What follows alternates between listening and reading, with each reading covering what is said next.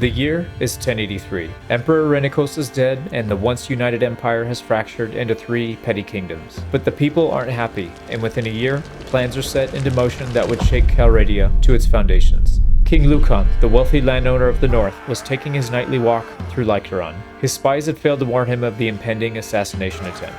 The mob quickly enveloped him and hacked him to pieces. The bloodletting had begun.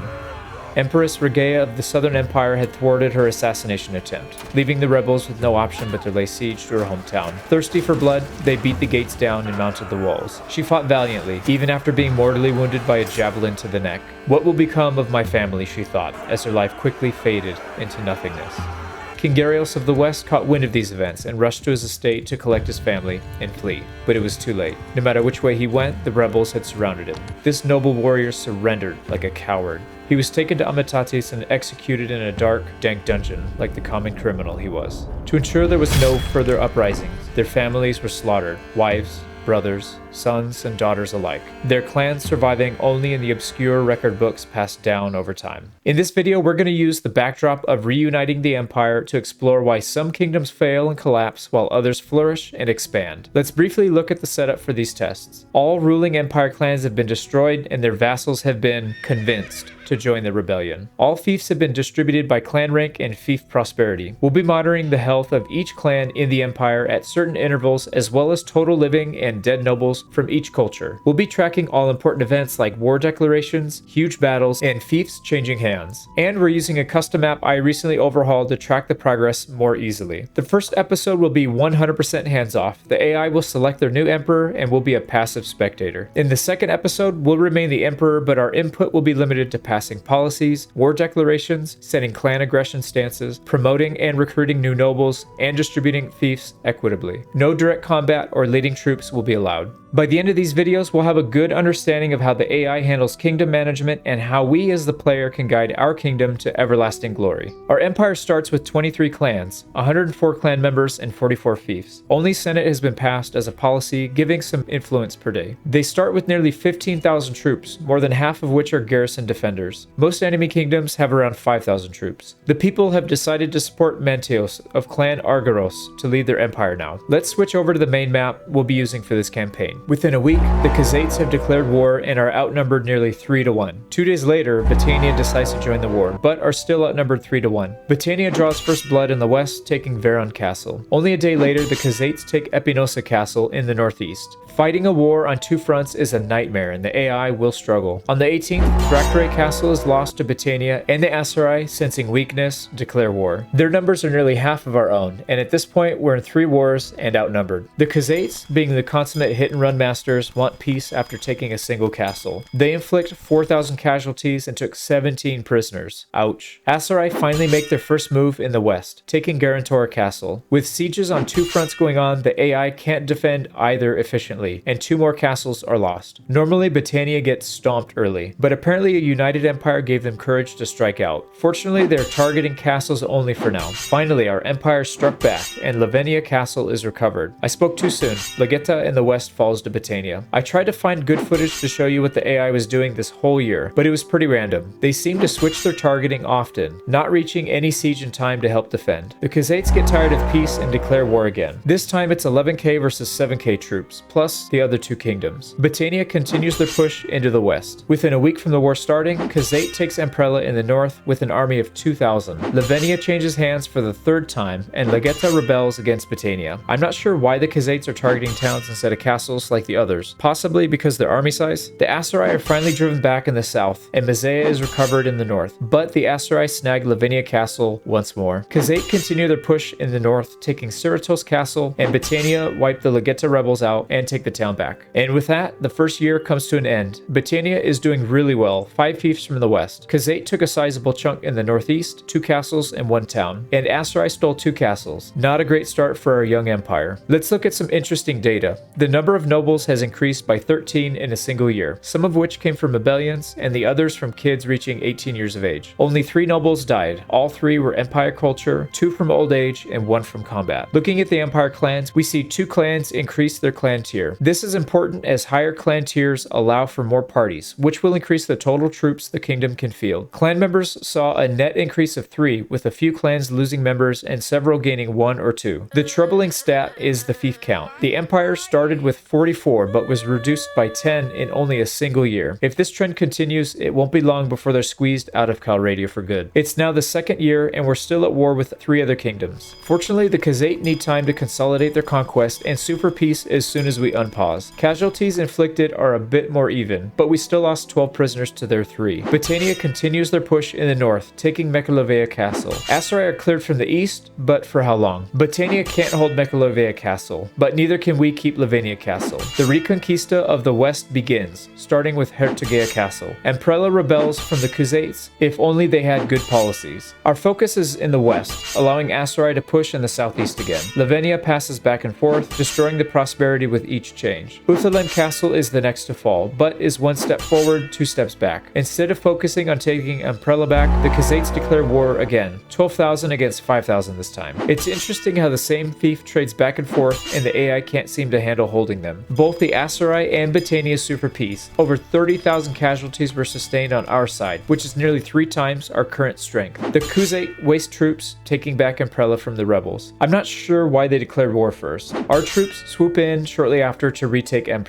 With about 30% of the year left, something odd happened. No more fiefs changed hands, but several large battles took place. Our boys finally learned how to defend. This was a crazy exchange, with the Khuzate getting stomped early, only for their 900 stack to come in and clean up right after. But I'm not done yet! Things got even wilder here. While trying to take back Epinosa Castle, our army of over 1,800 was ambushed by several smaller parties and wiped off the map. All of these small Empire parties keep getting caught. It's no wonder they keep losing wars. It seems like the Khuzate are able to stand toe-to-toe, even with only 1/3 of the army size. They've been able to kill nearly 8,000 troops to our 5,000 and captured 23 nobles. By the end of year 2, we see another uptick in total nobles, but deaths stay relatively flat. Clan tier and clan members again inch upward, but the bleeding is finally stopped, and we actually regained 2 fiefs from the previous year. At this point, we start to see the pattern of what's really going on. Multiple front wars are fought. Fiefs are traded back and forth until one side decides to call for peace. There isn't any strategy to it, and they seem to flock to the nearest hotspot without focusing on any particular enemy or part of the map. Let's see what the map looks like going from year 2 to year 3. Surprisingly, our disorganized empire has taken quite a bit of land. The Battanians and the Aserai have been pushed back, and the Khuzate have only managed to take a single castle. Another 13 nobles were added to the map, all from coming of age, and only a single Vlandian died of old age. It'll be interesting to see if the numbers of nobles flattens out over time. 5 clans have increased their clan tier this round, most likely from all the battles that were won. We started with 44 fiefs on day 1, and we're too short of breaking even. Things are finally looking up for the Empire. Year 4 sees several peace deals and the same fiefs changing hands over and over. I really wish they would try to defend fiefs that they recently took instead of leaving 50 starving troops in the garrison. Looking at the map, we see mostly status quo, with the biggest change in the southeast, losing 2 castles back to the Aserai. It seems like 12 to 13 nobles come of age each year consistently, but none died this year. Not much to look at here. A couple clan tier levels gained, 3 nobles joined the ranks, and 1 fief was lost. Year 5 was really busy. Several wars and peace deals, fiefs being traded back and forth, and the first policy was passed by the AI, feudal inheritance. It's not the most useful, but at least it's not causing harm as well. We see some huge changes this time in the map. Battania is crumbling to our might, losing 2 of their best towns and several castles. The Aserai have taken back everything they lost in the southeast, and even took Lavenia Castle for the 100th time this campaign.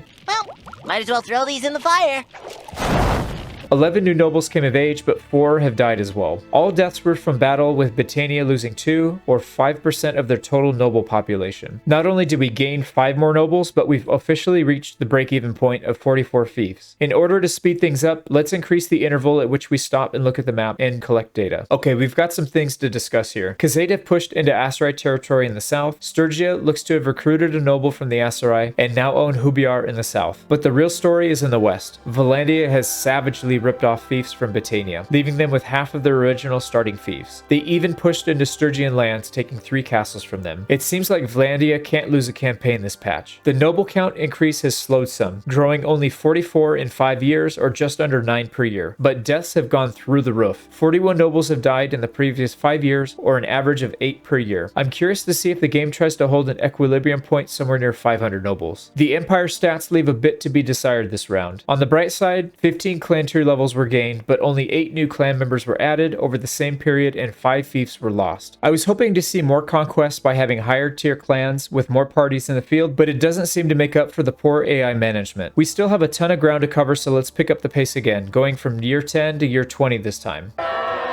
I feel your pain, lady. Not only have we lost clay to the rebels in the west, but the Vlandians have thrusted deep into our central holdings. Even Sturgia got in on the action, although I'm not sure how they expect to hold Ataconia for long. I'm so sad for my poor little empire. Over the last 10 years, we see a net increase in nobles of 97. So much for the equilibrium theory. We also see a steady rate of deaths, 73 over 10 years, or 7 per year, which is on par with the previous years. It seems Calradia will be flooded by nobles soon. Clan tier growth has slowed dramatically, which makes sense given the exponential increase in renown needed at the higher clan tier ranks. Clan members has increased a bit, but that doesn't really help much since clan party limit is set by the clan tier, meaning these extra nobles can be used as captains or governors, but not extra parties. And sadly, we see our little empire beginning to crumble under the weight of the barbarians, down to only 30 fiefs now. Can we stem the tide and recover? Okay, here we go, another 10 years, and nice. We've taken back most of what we lost in the last 10 years. Britannia and Vlandia have now been pushed back into Britannian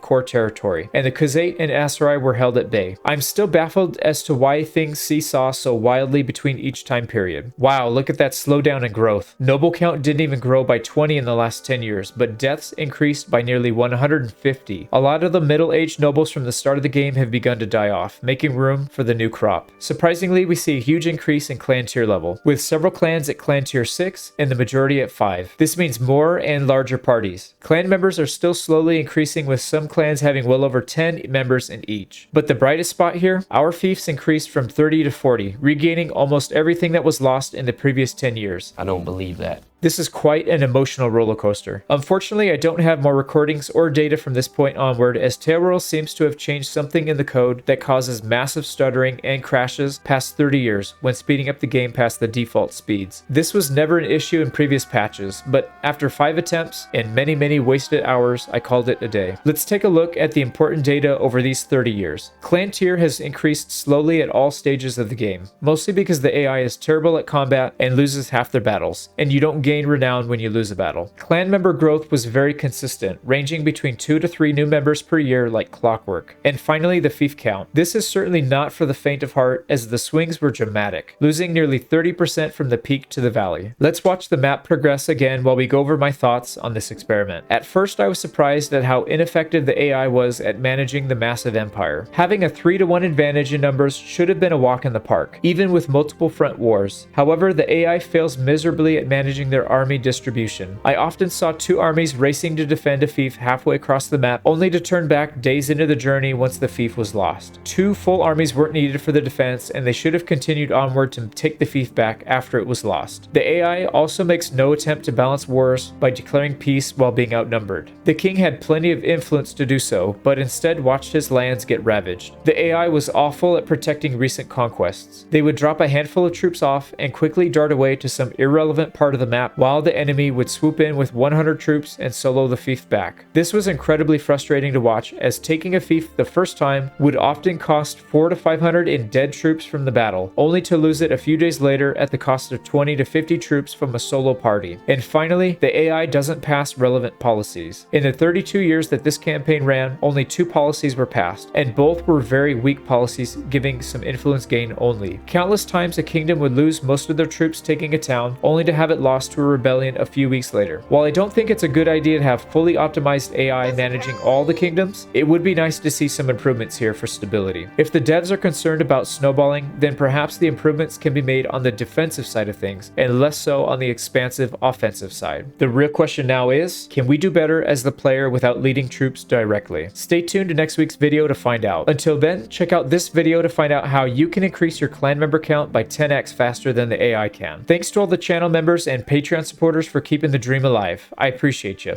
for helping keeping the now being out. Blah, blah, blah. By the end of these videos, you will have